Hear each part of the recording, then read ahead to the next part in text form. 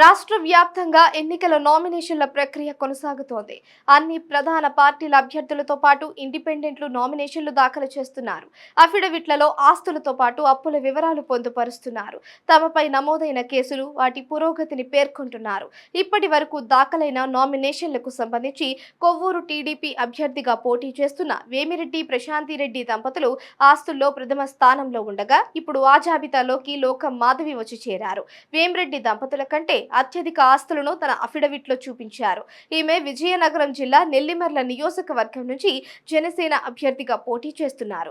శుక్రవారం నామినేషన్ దాఖలు చేయగా అఫిడవిట్లో తన ఆస్తుల విలువను 894.92గా చూపించడం విశేషం. దీంతో రాష్ట్ర వ్యాప్తంగా అందరి దృష్టి ఆమెపై పడింది. ఆమె ఎవరు, బ్యాక్గ్రౌండ్ ఏంటి అని ఎక్కువగా ఆరా తీయటం కనిపిస్తోంది. లోకం మాధవి ఉన్నత విద్యనభ్యసించి విదేశాల్లో ఉద్యోగం చేశారు.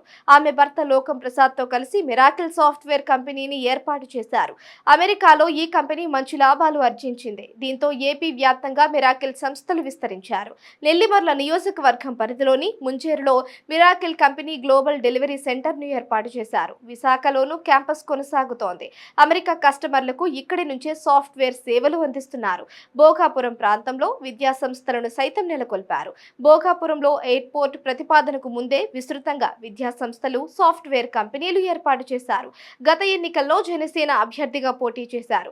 గత 5 సంవత్సరాలుగా వైసీపీ ప్రభుత్వం నుంచి ఇబ్బందులు ఎదుర్కొంటున్నారు. పొత్తులో భాగంగా నెల్లిమర్ల నియోజకవర్గాన్ని జనసేనకు కేటాయించారు. దీంతో పవన్ గత ఎన్నికల్లో పోటీ చేసి ఓడిపోయిన లోకం మాధవికి టికెట్ ఇచ్చారు. తెలుగుదేశం పార్టీలో ఎంతో మంది సీనియర్లు ఉన్నారు.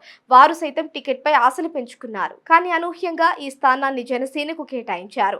అందరూ విద్యాసంస్థల అధినేతగానే లోకం మాధవిని చూశారు. కానీ అఫిడవిట్లో ఆమె ఆస్తుల వివరాలను ప్రకటించేసరికి అందరి దృష్టిని ఆకర్షిస్తున్నారు. అయితే జనసేనలో ఈ స్థాయిలో ఆర్థిక శ్రీమంతులు కనిపించడం లేదు. ఇప్పటి వరకు దాఖలైన నామినేషన్లకు సంబంధించి ఆస్తుల విలువ ఎక్కువగా ఉన్న అభ్యర్థుల్లో లోకం మాధవి ముందంజలో ఉండడం విశేషం.